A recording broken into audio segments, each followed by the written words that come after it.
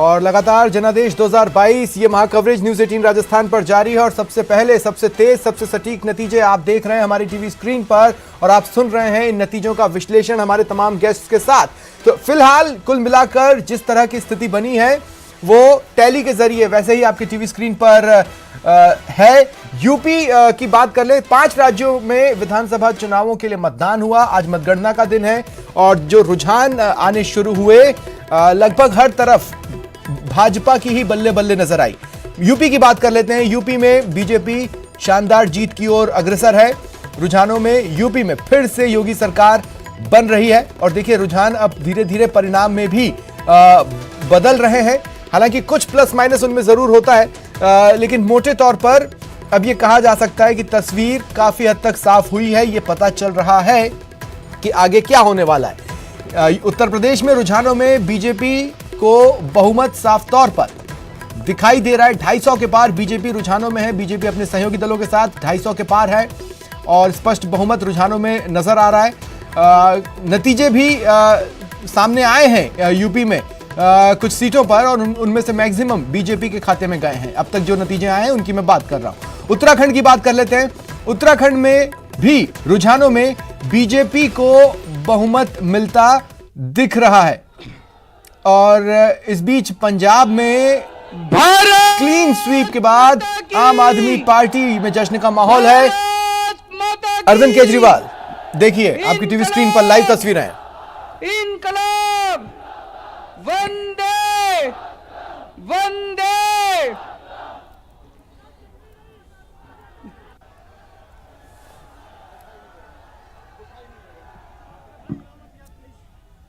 देखिए काफी जोश है आम आदमी पार्टी में।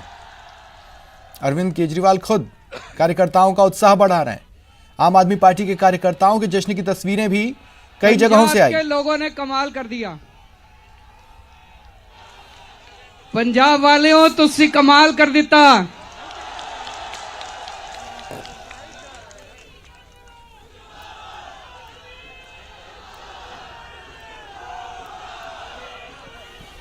We all love you Punjab.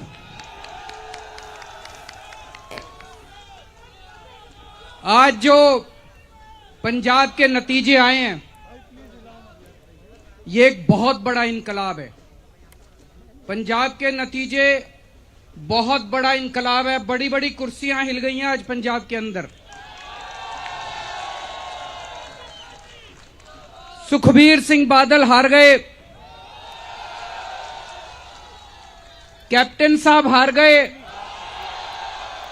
Channi साहब हार गए, प्रकाश सिंह बादल साहब हार गए, नवजोत सिंह सिद्धू हार गए, विक्रम सिंह मजीठिया हार गए।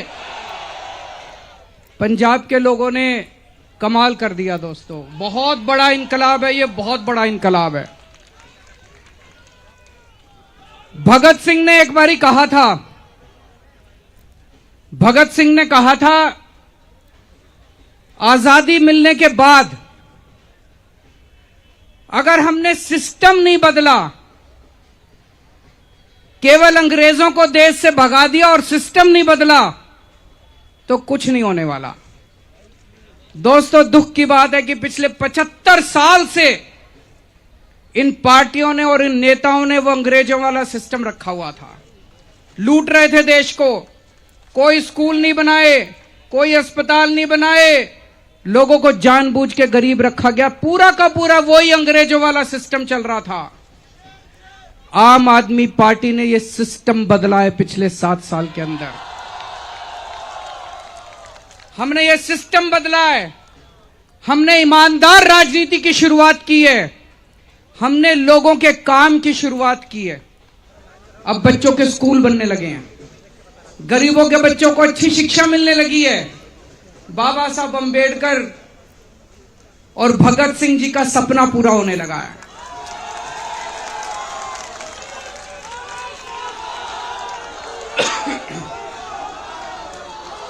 लेकिन दोस्तों ये इतना आसान नहीं है।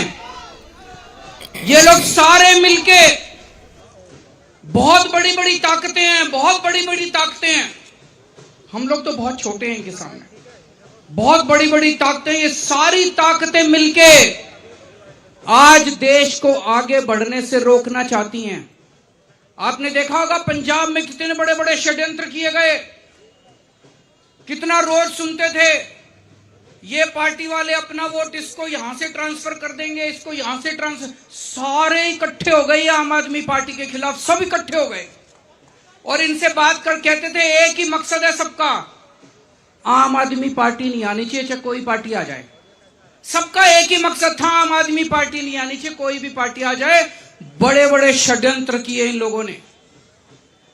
अंत में ये सारे इकट्ठे होके बोले केजरीवाल आतंकवादी है।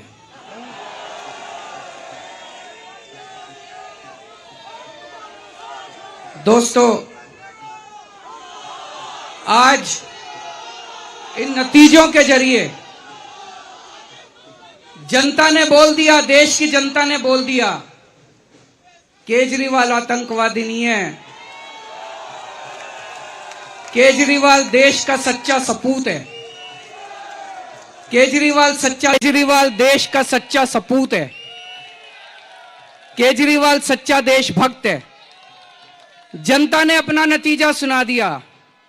जनता कह रही है केजरीवाल आतंकवादी नहीं है, आतंकवादी तुम लोग हो जो देश को लूट रहे हो सारे मिलके। दोस्तों, आज हम सब लोगों को संकल्प लेना है, हम सब लोगों को संकल्प लेना है, एक नया भारत बनाएंगे, एक ऐसा भारत बनाएंगे जहां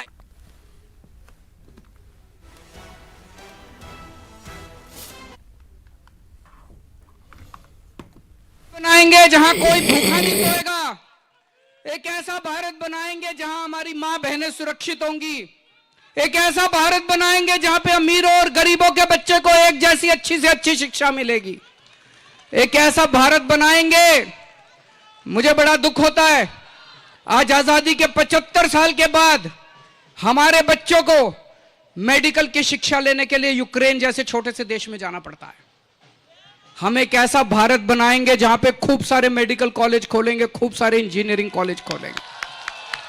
हम एक ऐसा भारत बनाएंगे जहां से भारत के बच्चों को यूक्रेन नहीं जाना पड़ेगा, पूरी दुनिया के बच्चे भारत में शिक्षा लेने के लिए आया करेंगे। हम एक ऐसा भारत बनाएंगे। आज बहुत सारे और देखिए जिस तरह से रुझान सामने है आपके टीवी स्क्रीन पर और जिस तरह से परिणाम सामने आ रहे हैं, वो कई हलकों में चौंकाने वाले कहे जा सकते हैं, लेकिन कई हलकों में वो चौंकाने वाले नहीं भी हैं, क्योंकि जो एग्जिट पोल आए थे वो इस तरफ इशारा भी कर रहे थे। और आज जब एग्जैक्ट वोटिंग की स्थिति है, वोट सामने आने की स्थिति है, तो ये दिख रहा है कि किस तरह से बीजेपी की बल्ले बल्ले 4 राज्यों में हो रही है। वहीं कांग्रेस को अब एक बार फिर ड्राइंग बोर्ड पर बैठकर अपनी रणनीति दोबारा से रिस्ट्रक्चर करने की जरूरत महसूस हो रही होगी। बीजेपी कार्यकर्ताओं में जश्न का माहौल है। और हमारे साथ जो गेस्ट इस वक्त जुड़ रहे हैं, आपको इंट्रोड्यूस करवा देता हूं। अभिनेश महर्षि बीजेपी विधायक हैं, स्वर्णिम चतुर्वेदी कांग्रेस नेता हैं, और ओम सैनी जी माफ कीजिएगा, कुछ ही देर में हमारे साथ और भी गेस्ट जुड़ेंगे। फिलहाल स्वर्णिम चतुर्वेदी जी और अभिनेश महर्षि जी मेरे साथ हैं। अभिनेश महर्षि जी, इन 5 राज्यों के चुनावों का जो परिणाम होना था वो आपके हक में जाता या आपके विरोध में जाता? दोनों ही केसेस में ब्रांड मोदी और ब्रांड योगी पर बात आनी थी। अब जब आपके पक्ष में गया है तो जाहिर तौर पर ब्रांड मोदी और ब्रांड योगी मजबूत हुए हैं। देखिए, ब्रांडिंग नहीं होती है भारतीय जनता पार्टी में। भारतीय जनता पार्टी कार्यकर्ता आधारित पार्टी है। पार्टी महत्वपूर्ण है, राष्ट्र सर्वोपरि।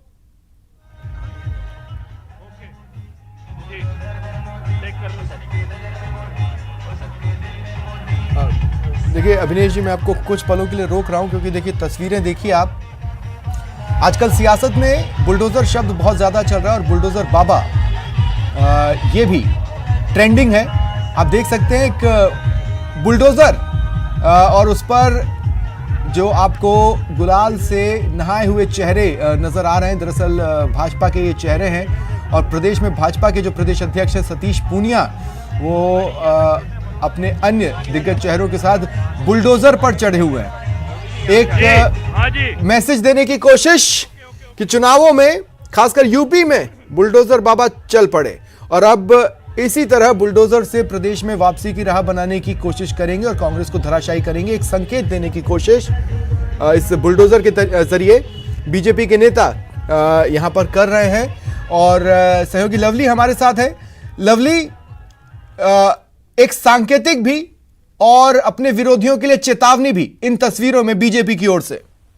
देखिए, सियासत में तस्वीरें बहुत मायने रखती है स्वप्निल, और आज ये तस्वीरें जो है ये सियासत में तस्वीरें बहुत मायने रखती है स्वप्निल, और आज ये तस्वीरें जो है ये संकेत दे रही है कि राजस्थान के अंदर चुनावी बिगुल जो है वो बच चुका है उत्तर प्रदेश के बाद में। और उत्तर प्रदेश का जो रास्ता है, वो जो दिल्ली का रास्ता है, उत्तर प्रदेश के राजस्थान से होता हुआ निकलता है। उत्तर प्रदेश के ठीक बाद अब राजस्थान में बिगुल बच चुका है। सतीश पूनिया खुद बुलडोजर यात्रा लेकर के यहाँ पहुंचे हैं और बुलडोजर यात्रा में सतीश पूनिया के साथ में जो जयपुर के सांसद हैं रामचरण बोरा वो मौजूद हैं। बड़ी तादाद में बीजेपी के कार्यकर्ता मौजूद हैं जो यहाँ पर जश्न मनाते हुए आपको नजर आ रहे हैं, और बड़ी तादाद में जो तमाम कार्यकर्ता हैं आपको नजर आ रहा है तस्वीरों में कि डॉक्टर सतीश पूनिया जो है वो और उनके साथ में कई विधायक जो हैं वो जश्न मनाते हुए आपको जयपुर शहर में नजर आ रहे हैं, और बड़ी तादाद में जो विधायक हैं वो भी उनके साथ में यहाँ पर पहुंचे हैं। ये न्यूज़ 18 पर सबसे पहले एक्सक्लूसिव तस्वीरें जयपुर के जश्न की, जो दिल्ली तक एक संदेश देगा, पूरे राजस्थान के कार्यकर्ताओं को एक संदेश दे रहा है कि किस तरह से जो राजस्थान में बीजेपी आलाकमान जो डिसीजन करेगा उस पर किस तरह से काम होगा। और आप देख सकते हैं जो मदन दिलावर जो कि बीजेपी के विधायक हैं, चाहे जयपुर के सांसद रामचरण बोरा हैं, सभी लोग नाचते गाते हुए नजर आ रहे हैं, थिरकते हुए नजर आ रहे हैं, और नाचते गाते थिरकते हुए नजर आ रहे हैं। तो ये तस्वीरें अपने आप में बयां कर रही है, मुंह मीठा कराते हुए कि किस तरह की तस्वीरें जो है वो यहाँ पर दिख रही है। हम सतीश पूनिया से भी बात करेंगे, डॉक्टर सतीश पूनिया से। सर, किस तरह का जश्न है सर? ये बुलडोजर क्या संदेश दे रहा है? ये संदेश ये है कि योगी जी और मोदी की जोड़ी ने कमाल किया। उत्तर प्रदेश में बुनियादी विकास और राष्ट्रवाद के मुद्दों को उन्होंने प्रखरता से रखा। उत्तर प्रदेश की जनता ने बहुमत दिया। उत्तर प्रदेश की जनता का अभिनंदन। बाकी 3 प्रदेशों की जनता ने भी उसी तरीके से भारतीय जनता पार्टी को बहुमत दिया।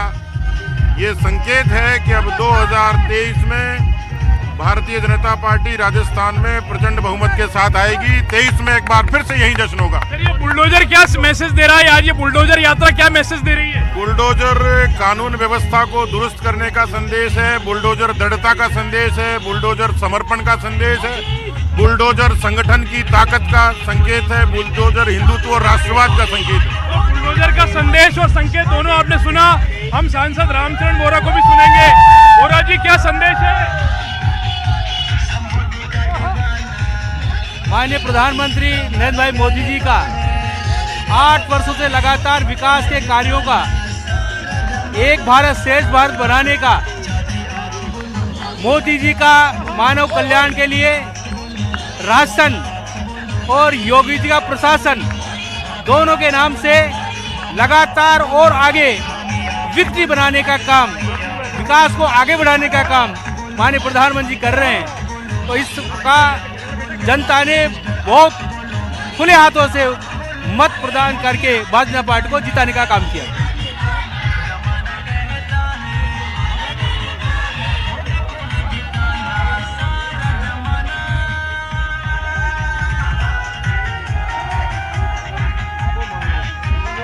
आप क्या सोचते हैं, क्या विचार है आपके? सुशासन की जीत, लाभार्थी नीचे तक योजना पहुंचाने की जीत, भ्रष्टाचारियों पर अत्याचार किया, उस सबको सबक सिखाया मोदी और योगी ने। धन्यवाद राघव जी। मैं अभी और देखिए ये तस्वीरें थी और अभिनेश महर्षि जी हमारे साथ हैं और स्वर्णिम चतुर्वेदी जी हमारे साथ हैं। अभिनेश जी, जो सवाल मैंने आपसे लिया था, आप कह रहे थे कि आपके यहाँ ब्रांडिंग की बात नहीं होती है, लेकिन ब्रांडिंग होती है। जैसे आपने विकास को एक गुजरात मॉडल देकर एक ब्रांड देने की कोशिश की थी, या कानून व्यवस्था के अगेंस्ट योगी का चेहरा बनाकर कि कानून व्यवस्था अगर कोई सुधार सकता है तो ये ब्रांडिंग ही होती है, उसे सिर्फ और मजबूती मिली है। देखिए, अच्छे काम की ब्रांडिंग होती है, उसको जनता ब्रांड नाम देती है, ब्रांड करती है, ब्रांडिंग करती है। और अभी बुलडोजर की बात कर रहे थे, बुलडोजर इस बात का संदेश था, ये ब्रांड इसलिए बना कि योगी जी ने जो आतताई लोग थे, जो गुंडे बदमाश थे, जिन्होंने सरकारी संपत्ति के ऊपर कब्जा कर लिया था, जिन्होंने अवैध तरीके से धन संपदा बना करके बड़ी बड़ी बिल्डिंग खड़ी कर ली थी, उनको योगी जी ने कानून बनाकर उनको सबको ध्वस्त करने का काम इसी बुलडोजर से किया था।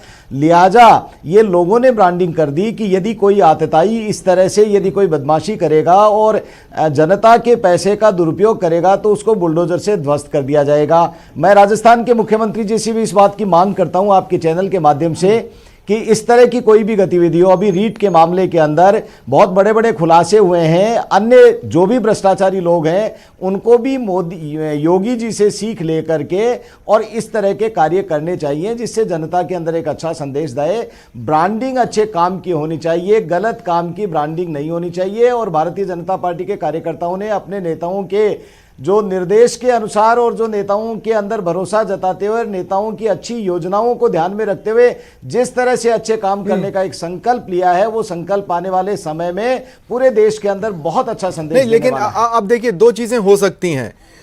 देश में एक बड़ा वर्ग ये कह रहा है कि अगर कुछ कड़े फैसले लेने से या आपके मन मुताबिक फैसले लेने से आपको कोई चीज रोक सकती थी तो वो इन राज्यों में से किसी एक राज्य का चुनाव हो सकता था। लेकिन अब वो जो बड़ा धड़ा है वो आपकी तरफ इस उम्मीद में देख रहा है कि हो सकता अभी भी आप समावेशी रूप में ही फैसले लें, ऐसा ना हो कि फैसले, मतलब कहने का मतलब ये है कि कहीं ये बेलगाम कर देने वाली स्थिति तो नहीं है, और अगर है तो कहीं आप उसकी रॉ में बह तो नहीं जाएंगे।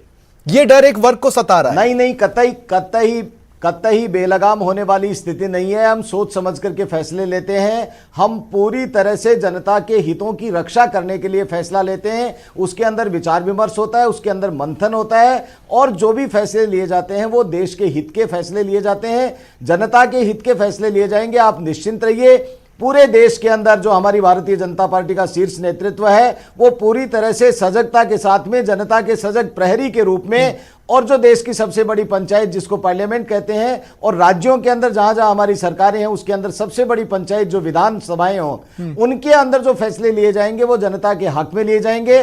देश के प्रधानमंत्री जी ने पहले भी कहा है कि वो सबसे बड़े सेवक हैं, और हम सब भारतीय जनता पार्टी के व्यक्ति अपने आप को सेवक मानते हुए, जनता जनार्दन है, हमारा भगवान है, उस जनता जनार्दन के लिए, उसके हक में फैसले लेने के लिए काम करेंगे हम लोग। ठीक है। मैं स्वर्णिम जी आपके पास आ रहा हूं। देखिए स्वर्णिम जी, स्थितियां ये थी कि जब 1-to-1 आपकी फाइट होती थी बीजेपी से, तब आप पार नहीं पा पाते थे।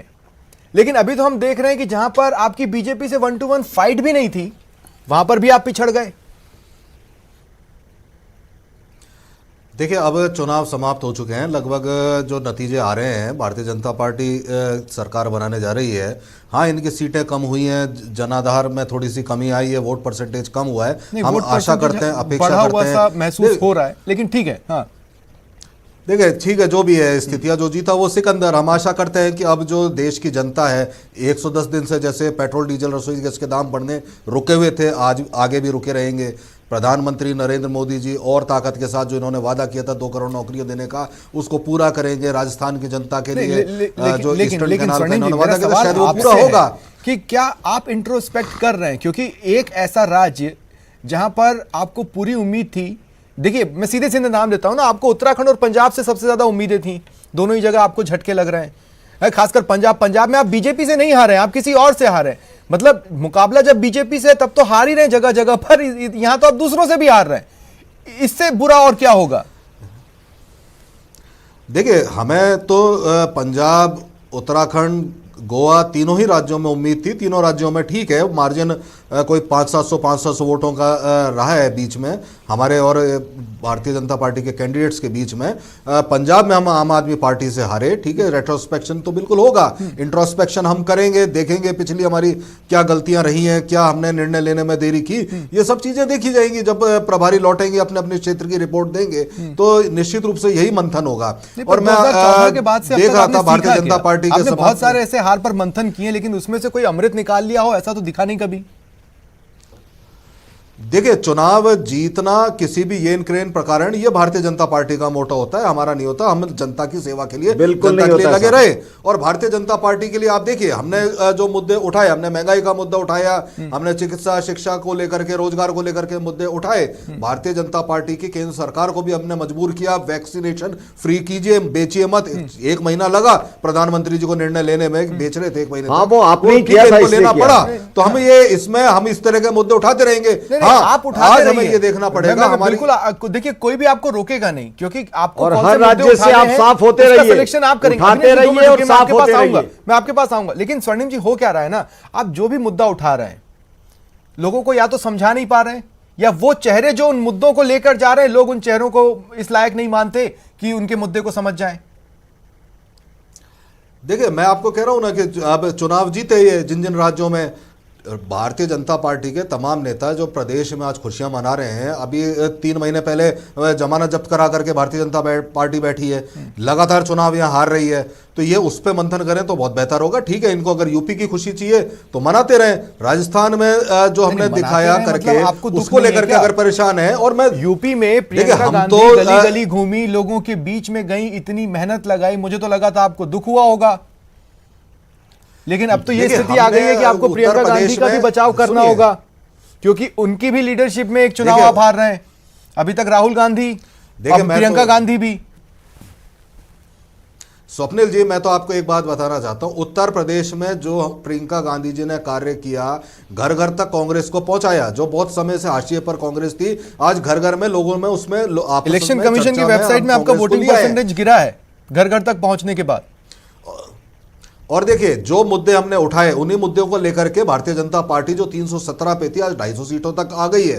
तो ये हमने अचीव किया, वो ठीक है। हमारा ऑर्गेनाइजेशन नहीं था, हम वोट में कन्वर्ट नहीं कर पाए इन मुद्दों को, और इसका फायदा लाभ जो है दूसरे पार्टियों को मिला। लेकिन इतना तय है कि भारतीय जनता पार्टी, अब चुनाव समाप्त हो चुके हैं, अब कोई मुद्दा नहीं है, अब कोई लड़ाई नहीं है। हम आशा करेंगे कि अब जनता को जो राहत मिल सकती है रोजगार में, शिक्षा में, चिकित्सा में, वो आप देंगे। अब महंगाई से निजात दिलाएंगे। लेकिन देखिए, भारतीय जनता पार्टी और मजबूत हुई है, तो इस मजबूती का लाभ मिलना चाहिए जनता को। मैं आप पे टॉन्ट नहीं कर रहा हूं और मैं किसी तरह का व्यंग नहीं कस रहा हूं। नहीं, नहीं, लेकिन नहीं, टॉन्ट बिल्कुल नहीं एक है। बात हमें ये तो समझना एक- जरूरी है यहां पर।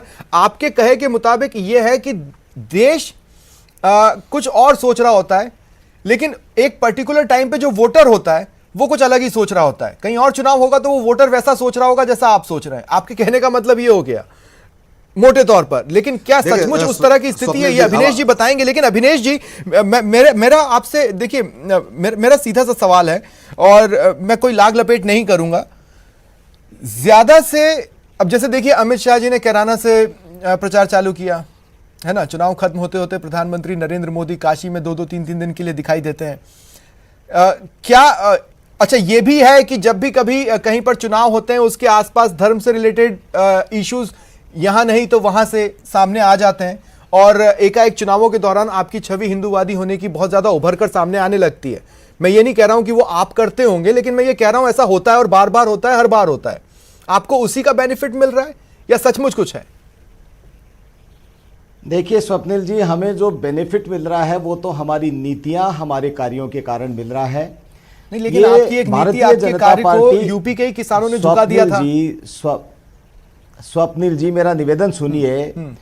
भारतीय जनता पार्टी जाति, संप्रदाय, क्षेत्रवाद, धर्म, इनके ऊपर चुनाव नहीं लड़ती है। हमारे विरोधी लोग हमारे ऊपर इस तरह के आरोप लगाते रहते हैं, क्योंकि मैं बहुत अच्छा शब्द यूज नहीं कर रहा हूं, खिसियानी बिल्ली खंबा नोचे। आज भारतीय जनता पार्टी के खिलाफ सारे लोग एक होकर के यही प्रचारित करने में लगे हुए हैं कि हमने इन कारणों से चुनाव जीत लिया। यहां पर मेरे मित्र बैठे हैं, छोटे भाई बैठे हैं, स्वर्णिम जी। अभिनेश जी, एक सवाल लीजिए मेरा। सर, बहुत सिंपल सा सवाल है सर। मैं पहले वाले सवाल का जवाब दे दूं। नहीं, आपने जो दरअसल पॉइंट बोला ना, फिर मैं अगर मेरे दिमाग से निकल गया तो मैं उस पॉइंट का यूज नहीं कर पाऊंगा, इसलिए प्लीज मेरा साथ दे दीजिए। कोई नहीं सर, दोबारा आ जाएगा। मैं जो जवाब देना चाहता हूं वो मेरे दिमाग से निकल जाएगा। ठीक है, शॉर्ट में बोलिए। मैं निवेदन ये करना, ये मैं शॉर्ट में बोल रहा हूं। इन्होंने जो राजस्थान के ऊपर फोकस किया, मैं ये निवेदन करना चाहता हूं कि सोनिया गांधी जी बीमार हैं, राहुल गांधी जी अटर फेल्योर हो गए पूरे देश के अंदर, और जो ट्रंप का पत्ता इनके प्रियंका गांधी जी थी, उत्तर प्रदेश की जनता का अभिनंदन। रोक रहा हूं अभिनेश जी। बाकी 3 प्रदेशों की जनता ने भी उसी तरीके से भारतीय जनता पार्टी को बहुमत दिया। ये संकेत है कि अब 2023 में भारतीय जनता पार्टी राजस्थान में प्रचंड बहुमत के साथ आएगी। 23 में एक बार फिर से यही जश्न होगा। ये बुलडोजर क्या मैसेज दे रहा है आज? ये बुलडोजर यात्रा क्या मैसेज दे रही है? बुलडोजर कानून व्यवस्था को दुरुस्त करने का संदेश है, बुलडोजर दृढ़ता का संदेश है, बुलडोजर समर्पण का संदेश है, बुलडोजर संगठन की ताकत का संकेत है, बुलडोजर हिंदुत्व और राष्ट्रवाद का संकेत है। बुलडोजर का संदेश और संकेत दोनों आपने सुना। हम सांसद रामचरण बोरा को भी सुनेंगे। बोरा जी, क्या संदेश है? ठीक है, अभिनेश जी आप अपनी बात कंप्लीट करें। सर, मैं ये निवेदन कर रहा था कि खिसियानी बिल्ली खंबा नोचे। राजस्थान का जब परिणाम आया था तो सिर्फ 0.5% हम पिछड़े थे वोटों के अंदर। 50,000 वोटों का फर्क था। 50,000 वोटों के अधिकता से इन्होंने सरकार बनाई थी और सत्ता में आए थे। आज ये बात कर रहे हैं कि हम इतने वोट से साहब, आप संख्या देखिए, हम क्लियर मेजोरिटी से भी ज्यादा वोटों से जीत रहे हैं। अब ये तो वैसी ही बात हो गई, कोई विद्यार्थी 98% नंबर ले आता है एक परीक्षा में, मान लो 10th में, और उसके बाद में 12th में उसके 97% 96% आ गए, तो वो ये कहते हैं कि ये तो बिल्कुल फेल हो गया। कैसे कि ये 98 आए थे, 98 से घट करके 94 आ गए। ये नहीं देख रहे कि ये 90% से ऊपर नंबर ला रहे हैं। भारतीय जनता पार्टी ने इस देश का मान बढ़ाया है। और ये जो बात कर रहे थे कि हमने मजबूर कर दिया कि ये वैक्सीनेशन फ्री कर दें, देश के प्रधानमंत्री नरेंद्र मोदी जी थे जिन्होंने ये नारा दिया कि मेरे देश का कोई भी व्यक्ति भूखा नहीं सोएगा।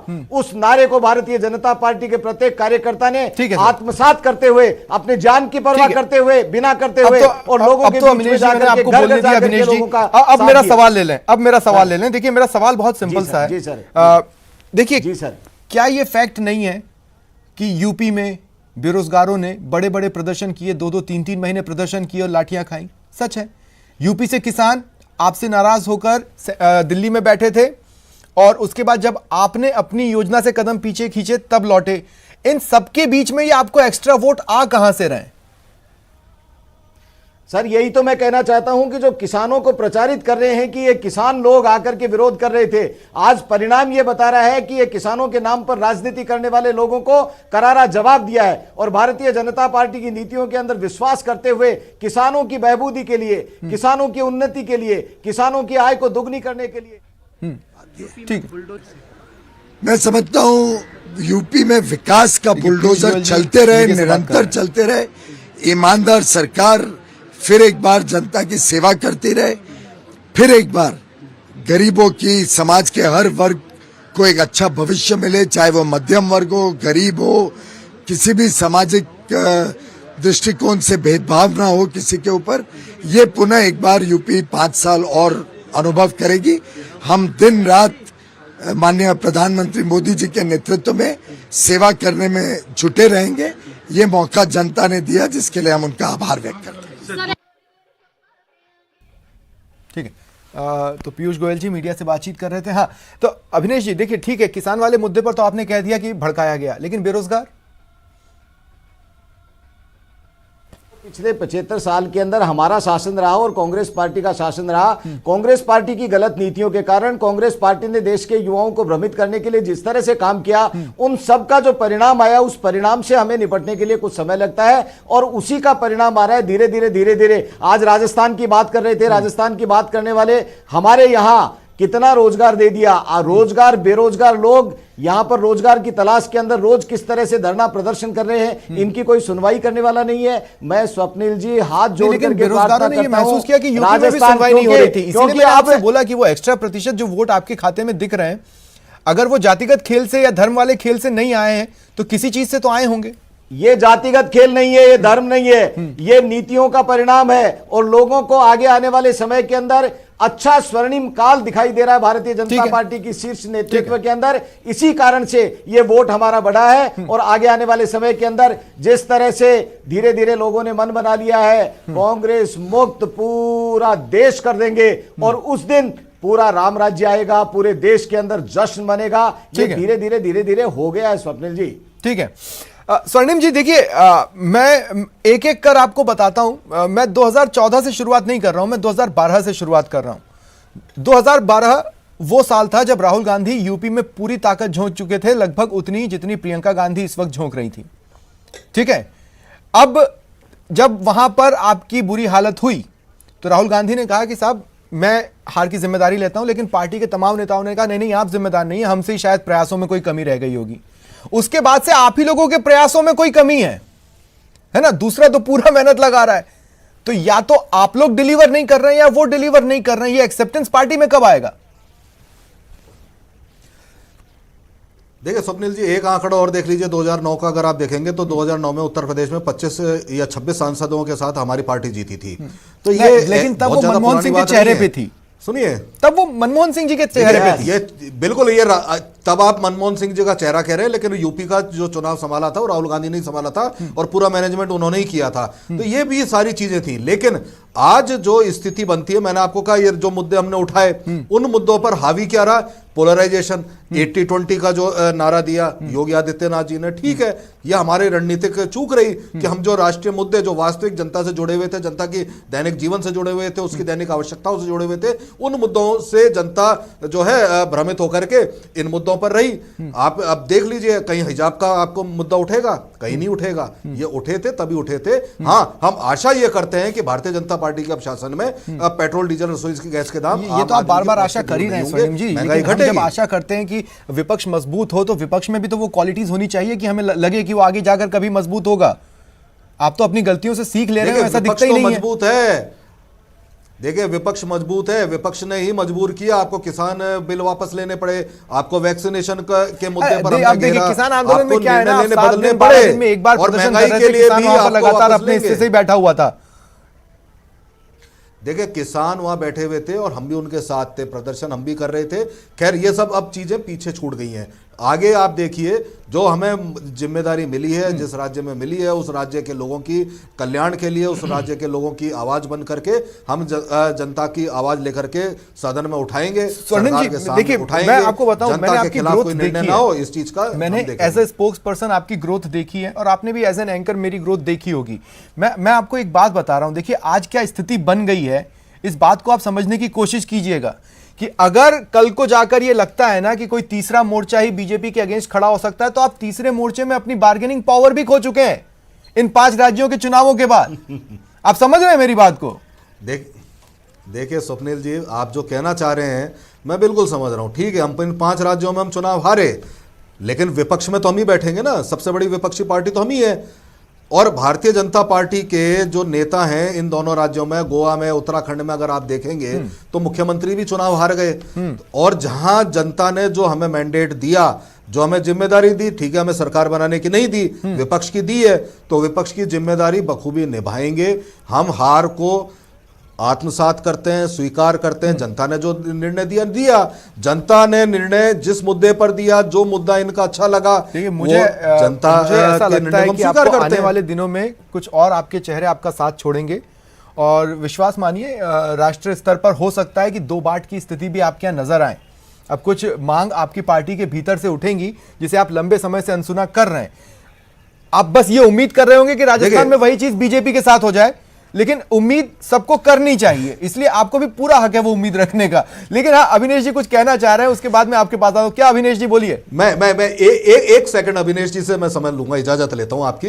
देखिए, मैं 2 मुद्दे अभिनेश जी ने बार बार कहे, एक परिवारवाद को लेकर के आप भी जो इशारा कर रहे थे, ठीक है, मैं इसका आपको जवाब देना चाहता हूं बिल्कुल दिल से, और पूरे कांग्रेस की जो सोच है उसके अनुसार मैं जवाब देना चाहता हूं। भारतीय जनता पार्टी इस मुद्दे को बार बार उठाती है और बार बार ये कहते हैं, लेकिन अभिनेश जी, क्या राजस्थान जहां से आप विधानसभा जाते हैं, यहां से 25 सांसदों में से 5 सांसद परिवारवाद के आधार पर सांसद नहीं बने? क्या उस आधार पर आपके टिकट नहीं दिया? क्या अनुराग ठाकुर जी को, जिनको अभी हम सुन रहे थे, जो बड़े बड़े नेता हैं, आप कितने ही नेता आप देख लीजिए परिवारवाद के आधार पर। अगर आप परिवारवाद पे अभिनेश जी से सवाल पूछना चाहते हैं तो मैं आपसे बेहतर एग्जांपल दे देता हूं, ठीक है अभिनेश जी? जो बात वो कहना चाह रहे हैं मैं उससे बेहतर एग्जांपल के साथ आपके पास आता हूं। आपने पंजाब में लंबे समय तक सरकार चलाई, पंजाब में परिवारवाद के सबसे बड़े नाम यानी बादल परिवार के साथ, शिरोमणि अकाली दल के साथ, लेकिन आपको परिवारवाद कांग्रेस का चुभता है।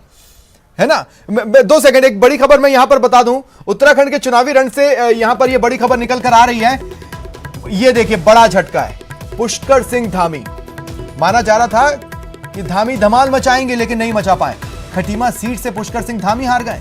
वर्तमान में उत्तराखंड के सीएम थे।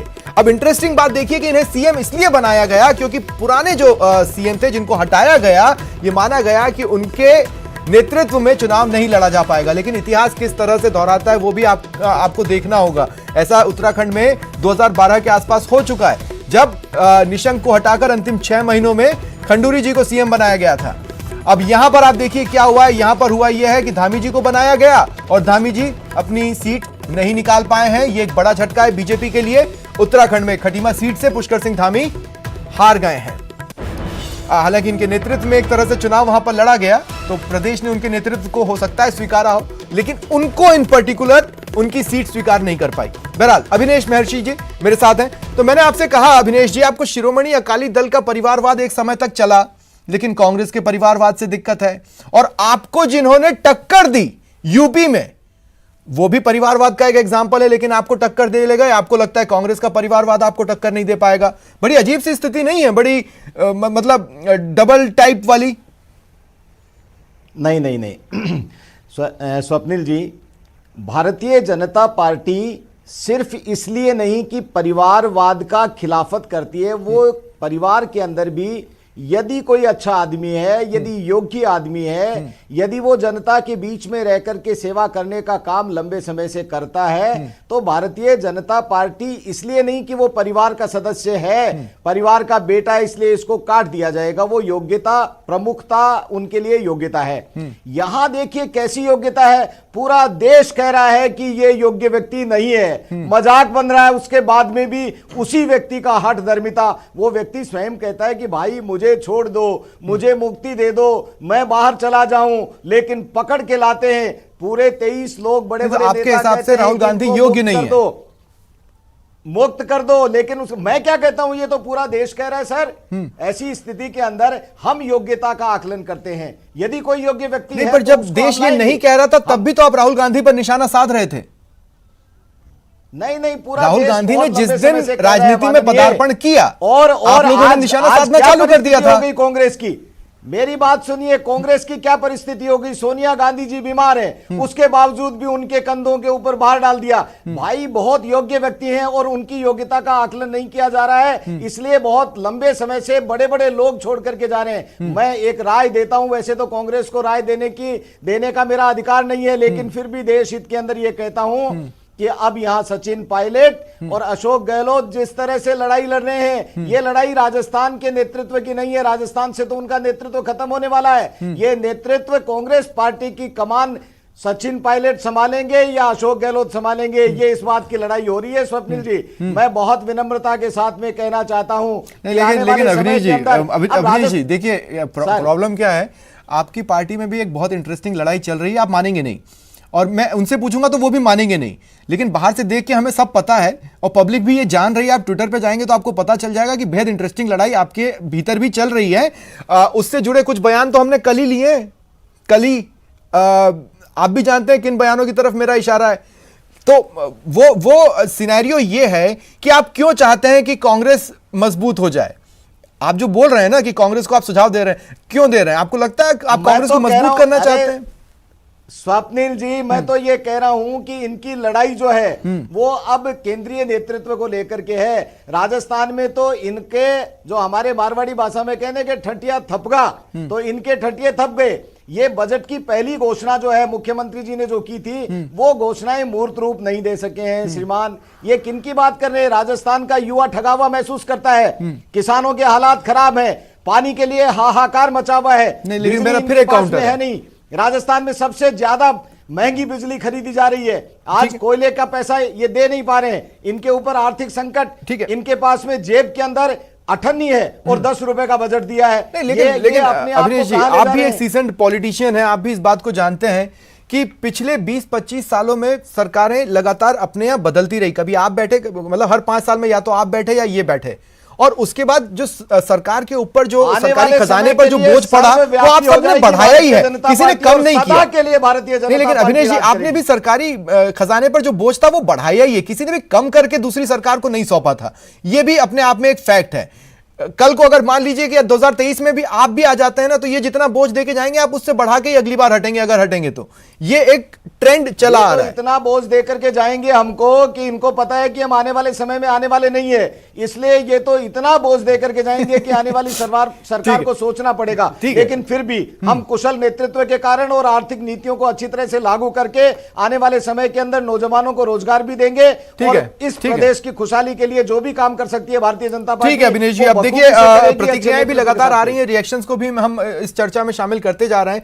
मंत्री प्रताप सिंह खाचरियावास ने भी देखिए 5 राज्यों में जिस तरह के रुझान आए, जिस तरह के नतीजे धीरे धीरे सामने आ रहे हैं, उस पर प्रतिक्रिया दी है, वो ले लेते हैं, देखते हैं क्या उन्होंने कहा, उसके बाद चर्चा आगे बढ़ाते हैं।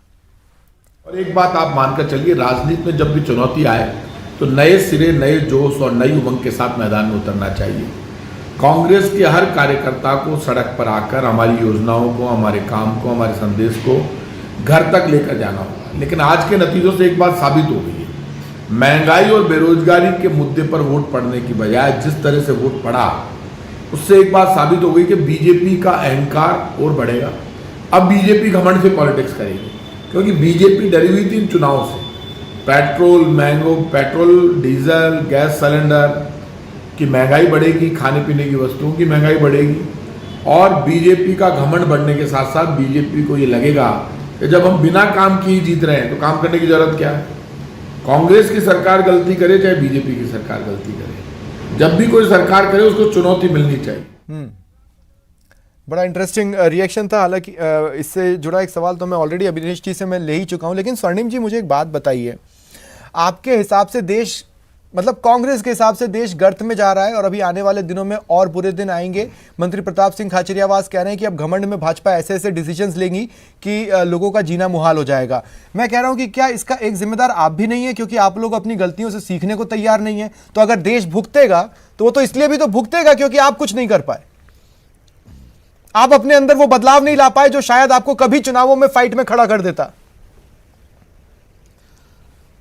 देखिए, बदलाव तो निश्चित रूप से समय के साथ सभी में आता है, और ये आप देखिए कि जो भी समस्याएं आएंगी देश के सामने, चाहे आर्थिक हो, चाहे किसी भी तरह की, सामाजिक हो, आर्थिक हो, सुरक्षा को लेकर के हो, चिकित्सा को लेकर के हो, उन सब चीज़ों को लेकर के हम जनता के बीच जाएंगे, जनता के साथ लेकर के लड़ेंगे।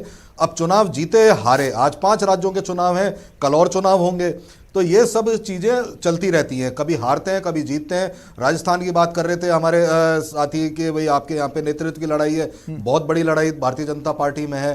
भारतीय जनता पार्टी में आपने पहले ये भी कहा कि 50,000 वोट का ही मार्जिन था आम चुनावों में, उसके बाद 25-25, 30,000 वोट के मार्जिन से आप बाई इलेक्शंस में भी हारे हैं। हमारी नीतियों के कारण हमें जनता ने वोट दिया, लगातार दिया, हर चुनाव में दिया, चाहे शहरी चुनाव हो, चाहे कहना चाहिए चाहे पंचायती राज चुनाव हो, सब में हम लगातार जीतते आ रहे हैं। यहाँ पे अपने काम के कारण जीतते आ रहे हैं। और ठीक है, जहां हम चुनाव हार रहे हैं वहां क्या कर रहे हैं, जहां हम हमारे काम के कारण हार रहे हैं।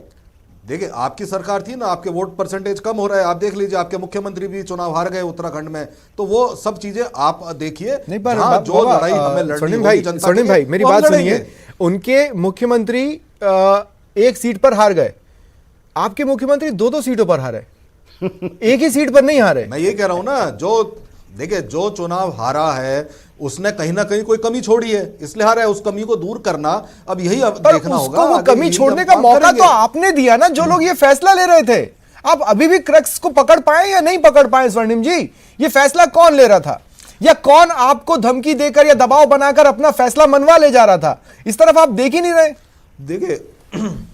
देखिए हमारे फैसले, ये तो हमारी रणनीति, जहां भी रणनीतिक चूक हुई है वो तो हम कमी करेंगे, लेकिन सबसे बड़ी बात यह है कि अब हमें थोड़ी सी रणनीति में हमारा परिवर्तन होगा। हम भी देखेंगे कि भारतीय जनता पार्टी जिस तरह से पोलराइजेशन की राजनीति करके सभी मुद्दों को ढकने का काम करती है, अपने कहना चाहिए जो भी इनके जो भी पॉलिसी में लैक्स है, कमियां हैं, उनको दबाने का काम करती है। उसके लिए हम और जोर शोर से लड़ाई लड़ेंगे। सारे कार्यकर्ता मिलकर के संगठन और सत्ता जो राजस्थान में है, समन्वय के साथ यहाँ पे अगर काम करेंगे तो निश्चित रूप से आगे जाकर के हमारे में बदलाव भी आएगा और हमारी रणनीति बहुत बड़ा झटका तो है। मैं भारतीय पिछले जनता पार्टी कुछ को दिनों की मुकाबला भी तस्वीर करना स्वर्णिम जी पड़ेगा। आपको याद दिलाता हूं, सीएमआर के बाहर लोगों की भीड़ लगातार जुट रही है।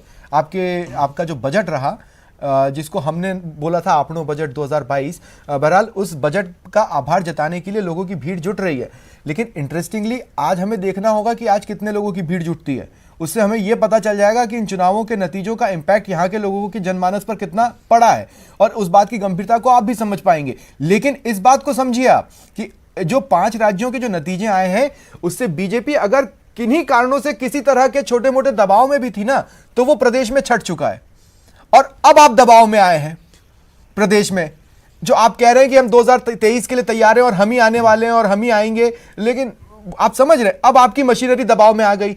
अब जहां आपके ग्राउंड लेवल वर्कर्स दबाव में आते हैं, वहां आप खत्म है। यूपी में देखिए, आपने जमीन खो दी। देखिए, मैं आपकी बात समझ रहा हूं स्वप्निल जी, लेकिन मैं आपको ये बता रहा हूं कि 2023 के चुनाव में हम थंपिंग मेजोरिटी के साथ राजस्थान में पुनः वापसी करेंगे। जो ट्रेंड है बार बार सत्ता बदलने का, ये चेंज होगा और भारतीय जनता पार्टी के तमाम नेता जो इस आशा में बैठे थे, ये ट्रेंड उत्तराखंड में भी था, पक जाए और ये हमारी ट्रेंड उत्तराखंड में भी था, लेकिन इस ट्रेंड को बीजेपी ने तोड़ा। अब देखना यह है कि 2023 में कांग्रेस तोड़ भी पाती है या नहीं। लेकिन उससे पहले जो नतीजे आ रहे हैं, उन पर एक और रिएक्शन आया है। गुलाबचंद कटारिया जी ने मीडिया से बातचीत की है, क्या कुछ कहा, आइए सुन लेते हैं। निश्चित रूप से प्रसन्नता है कि जिस विचारधारा के लिए हम लोगों ने इतना प्रयास किया, वो मोदी जी और योगी जी के इस जोड़ी ने उत्तर प्रदेश जैसे राज्य में जो फिर से सरकार अच्छे बहुमत से जो बना रहे हैं, इसका मतलब यह है कि जनता आज भी देश कैसे मजबूत बने, ये मंशा है। और जो मोदी जी ने भी अभी बजट रखा, कोई राजनीतिक बजट नहीं रखा, देश निर्माण का बजट रखा। और दूसरा क्या है कि नेता की क्वालिटी पर भी जनता पसंद करती है। दोनों नेताओं के ऊपर किसी प्रकार का कोई आरोप नहीं लगना भी एक प्लस पॉइंट है। और लॉ एंड ऑर्डर जो है ना, उत्तर प्रदेश का अच्छा हुआ। मेरी तो बच्ची वहाँ मेरिट में है। लोग के बाकी कुछ हो ना हो तो कम से कम गुंडा राज से हमको मुक्ति मिल गई, तो उसके कारण से यूपी हुआ। दूसरा प्रधानमंत्री का जलवा है। देखिए, प्रधानमंत्री का जलवा है। हालांकि अभिनेश जी कह रहे हैं कि आपके यहाँ ब्रांडिंग नहीं होती है, लेकिन किसी भी तरह की जीत में किसी एक शख्सियत को श्रेय देने की होड़ तो सभी राजनीतिक दलों में मचती है। फिर आप उसे ब्रांडिंग कहें या ना कहें, क्या अंतर पड़ता है? क्योंकि पर्यायवाची शब्द का मतलब ही यह है कि आप एक ही शब्द को कई तरीके से बोल सकते हैं। तो ये पर्याय नहीं तो वो पर्यायवाची शब्द उठा लीजिए, मीनिंग एक ही होता है। अभिनेश जी, अब आप देखिए, अब क्या है कि आपके चांसेस थोड़े से सुधरे हैं जो चुनाव राज्यसभा के लिए हो रहे हैं। जो नंबर्स मिल रहे हैं उससे आपके चांसेस थोड़े से सुधरे हैं। मतलब कुछ चीजें करने का आपको अब फ्री हैंड टाइप से मौका भी मिलेगा, है ना। मैं उन शब्दों का यूज नहीं कर रहा हूं जिस तरह के रिएक्शंस आ रहे हैं विपक्ष की ओर से, लेकिन मैं उस शब्द का इस्तेमाल कर रहा हूं जो बेटर लगे। अब आपको आपकी कुछ चीजें करने का मौका मिलेगा। तो अब मैं ये पूछ रहा हूं, क्योंकि हिजाब का विवाद चल रहा है, जब सुप्रीम कोर्ट से फैसला आ जाएगा तो क्या आप यूसीसी की तरफ बढ़ने वाले हैं? आप जानते हैं मैं किस तरफ इशारा कर रहा हूं। या आपका अगला स्टेप क्या है विकास का, जिससे लोगों को यह पता चले कि हां, उनकी जेब पर अब बोझ कम पड़ रहा है। यूसीसी से जेब पर बोझ कम नहीं पड़ेगा। मिडिल क्लास को यह लगता है कि बीजेपी के फैसले हमें आम जिंदगी जीने से थोड़ा दूर खींच रहे हैं, और यह फैक्ट है। जमीन पर अगर आप लोगों से रिएक्शंस लेंगे तो यह आएगा। यह बात ठीक है कि वो मोदी जी पर भरोसा कर रहे हैं, उनके विजन पर भरोसा कर रहे हैं, लेकिन साथ ही साथ उस भरोसे पर टिके रहने के लिए उनको जूझना भी पड़ रहा है रोजमर्रा की जिंदगी में। ये तो आप स्वीकार करेंगे ना? देखिए, मोदी जी ने देश के प्रत्येक व्यक्ति का ध्यान रखा है। छोटे से छोटे रेडी चलाने वाले मजदूर का भी ध्यान रखते हुए बड़े से बड़े व्यक्ति का ध्यान रखने का काम किया है। ये सभी एंगल के ऊपर मोदी जी की आर्थिक नीति और मोदी जी के काम करने का एक जो तरीका है, उससे देश के अंदर सभी लोगों को विश्वास जमा है। मैं विश्वास के साथ में ये बात कह सकता हूँ कि मोदी जी देश हित के लिए, राष्ट्र निर्माण के लिए जो भी अच्छे कार्य होंगे, जो भी अच्छी नीतियां होंगी, उनको सब लोगों से विचार विमर्श करने के बाद में इस देश में लागू करने का काम करते हैं। मैं बहुत विनम्रता के साथ में ये निवेदन करना चाहता हूँ। अब एकदम ऐसा भी नहीं है। नहीं, देश के निर्माण के अंदर मोदी जी ने और हमारा नहीं, नोटबंदी में उन्होंने किसी से विचार विमर्श नहीं किया। हमें नहीं लगता कि कोई विचार विमर्श किया गया होगा। नहीं, देखिए, विचार विमर्श, मोदी जी विचार विमर्श करने से पहले हमारी पार्टी के शीर्ष नेतृत्व के साथ में मोदी जी विचार विमर्श करने के बाद में बहुत अच्छी तरह से देश हित के अंदर फैसले लेते हैं और वो उन फैसलों को कड़ाई से लागू करते हैं, कठोरता से लागू करते हैं। देश के लोगों का, आम आवाम का फायदा होता है। अब ये धारा 370 की बात कर रहे थे, आपको मैं छोटे से एक उदाहरण के साथ में, क्योंकि इससे रिलेटेड हो गया, लोगों ने कहा खून की नदियां बह जाएंगी, हमने कहा नहीं, कुछ परिवार उस बात का फायदा उठाते आ रहे हैं। केंद्र के बजट को, जिस राज्य के अंदर देश के राष्ट्रीय ध्वज को पैरों तले कुचल दिया जाता था, क्या ये देश के हित के लिए अच्छा काम था? क्या ये देश के भविष्य के लिए अच्छा काम था? उस काम को हटाने के लिए कड़ा फैसला लिया और हमने हमेशा ये बात कहा था कि जिस दिन हमारी पार्टी बहुमत में आएगी, हम ये इस तरह के काम, अरे 4 परिवार, अट्टालिकाएं जुट गई उनकी, पूरा का पूरा राष्ट्र का पैसा, वहां से जो केंद्र का पैसा जाता था वो वहां पर चला गया। ऐसी स्थिति के अंदर लोग आंखें मूंद करके नहीं बैठे हैं, लोग खुली आंख से जो काम होता है उसको देखते हैं और उसके हिसाब से लोग बाग आते हैं। आप देखिए कांग्रेस की क्या स्थिति हो गई। कांग्रेस तो हमारे, कहीं पर कांग्रेस हमारे सामने है भी नहीं। अब ये तो राजस्थान में बैठ करके हम लोग बात कर रहे हैं, इसलिए ये कांग्रेस की बात कर रहे हैं। मैं कह रहा हूं 2023 के बाद में यहां पर भी कांग्रेस का नाम लेने वाला कोई नहीं मिलेगा। दिल्ली के अंदर देखिए, दिल्ली के अंदर जिस तरह से आम आदमी पार्टी ने कांग्रेस को बाहर किया, पंजाब के अंदर आज बाहर किया, ठीक है, हम लोग अकाली दल के साथ में हमारा गठबंधन होता था, आप अभी अकाली दल की बात कर रहे हैं। लेकिन अविनेश जी देखिए, इंट्रोस्पेक्ट तो आपको भी करना है। पंजाब में अगर किसी तीसरे की गुंजाइश बनी तो वहां के लोगों ने ये थोड़ा ना कहा कि आप गुंजाइश बन रहे हैं, उन्होंने वहां पे आपको नकार दिया। नहीं, वो और सीधे सीधे नकार है। हमारे जो पहले गठबंधन था, पहले हम लड़ते ही नहीं, गठबंधन के साथ में काम करते थे, अब की बार हमने अलग से उसको किया है। देखिए धीरे धीरे, मैंने पहले भी कहा है कि कांग्रेस पार्टी ने जिस तरह से इस देश का बेड़ा गर्क किया, जिस तरह से लंबे समय तक इन्होंने अपने ही लोगों के साथ में जिस तरह से व्यवहार किया, उसका परिणाम ये आया है। मैं फिर विश्वास के साथ में कहता हूं कि जिस तरह के परिणाम 5 राज्यों के अंदर आए हैं, 5 राज्यों में 4 राज्यों के अंदर भारतीय जनता पार्टी स्पष्ट बहुमत के साथ में सरकारें बना रही है। मैं ये पूछ रहा हूं कि आपका ये जो रथ चलता है वो पंजाब में क्यों सक्सेस नहीं हो पाता है? मैं इसलिए, जब आप इंडिपेंडेंट है तब आप इंडिपेंडेंट हर जगह दिख जा रहे हैं, फिर पंजाब में क्यों नहीं दिख रहे हैं? जबकि इस बार गुंजाइश थी, लोग कांग्रेस से हट रहे थे, पर वो हटकर बीजेपी के पास नहीं आए, एएपी के पास चले गए। आने वाले समय में पंजाब में भी दिखेंगे, आप निश्चिंत रहिए। पंजाब में ही नहीं, पूरे देश के अंदर दिखेंगे। सर्वव्यापी भारतीय जनता पार्टी होगी, सर्वस्पर्शी होगी और पूरे देश के अंदर भारतीय जनता पार्टी का परचम लहराएगा और इस राष्ट्र का मान और सम्मान बढ़ेगा। नहीं, लेकिन पंजाब में देखिए स्थिति क्या है अविनेश जी, कि आपका परफॉर्मेंस सुधरा नहीं है। जो रुझान वहां से आ रहे हैं ना, वो ये बता रहे हैं कि पिछली बार से 1 कम हो रहा है और वोटिंग परसेंटेज गिरा है। ये कोई सुधार नहीं है। नहीं, अभी पूरा आ जाने दीजिए, उसके अंदर भी सुधार होगा और आने वाले समय के अंदर उसके अंदर और क्या अच्छा किया जा सकता है, हम उसको और भी अच्छा करेंगे। ठीक है। स्वर्णिम जी, देखिए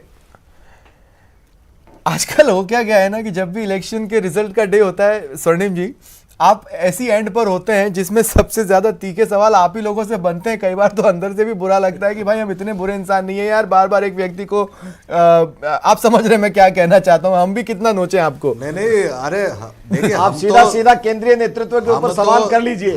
मैंने किया था, लेकिन आप तीखे सवाल पूछिए, भले इन्हें बधाई दीजिए, हमसे तीखे सवाल कीजिए।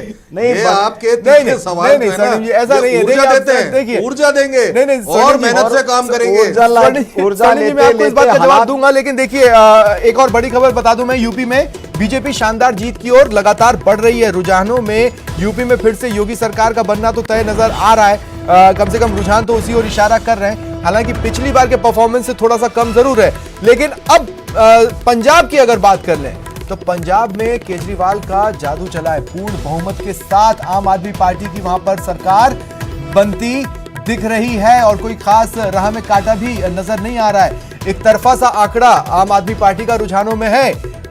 फिलहाल 25 सीटों पर वो आगे चल रही है, 68 सीटें वो जीत चुकी है, यानी कुल 93 की स्थिति वहां पर बन रही है। कांग्रेस के पास थोड़ी सी सीटें जरूर आई हैं, 16, उसके 13 सीटें आई और 3 पर रुझान में वो आगे चल रही है। उसके अलावा शिरोमणि अकाली दल, भाजपा और बाकी सिर्फ अपनी उपस्थिति टैली में दर्ज करा रहे हैं। हालांकि ये स्थिति दूसरे राज्यों में बदल जा रही है, वहां पर पूरी तरह से एक तरफा अगर कोई नजर आ रहा है तो भाजपा नजर आ रही है और बाकी अपनी उपस्थिति दर्ज कराते नजर आ रहे हैं। पंजाब में केजरीवाल का जादू चला है, उनका डिसीजन सीएम फेस देने का वो भी उनके पक्ष में काम कर गया। इधर नवजोत सिंह सिद्धू अपनी सीट जब नहीं बचा पाए कांग्रेस के प्रदेश अध्यक्ष, तो उन्होंने हार स्वीकार की, उन्होंने इस्तीफे की भी बात कही है और उनका यह कहना था कि आम आदमी पार्टी ने सीएम फेस तगड़ा चुना। तो चर्चा लगातार जारी रहेगी और इस जनादेश 2022 पर आगे भी हम बातचीत करेंगे, लेकिन फिलहाल एक छोटे से ब्रेक के लिए रुक रहे हैं, जल्द हाजिर होते हैं।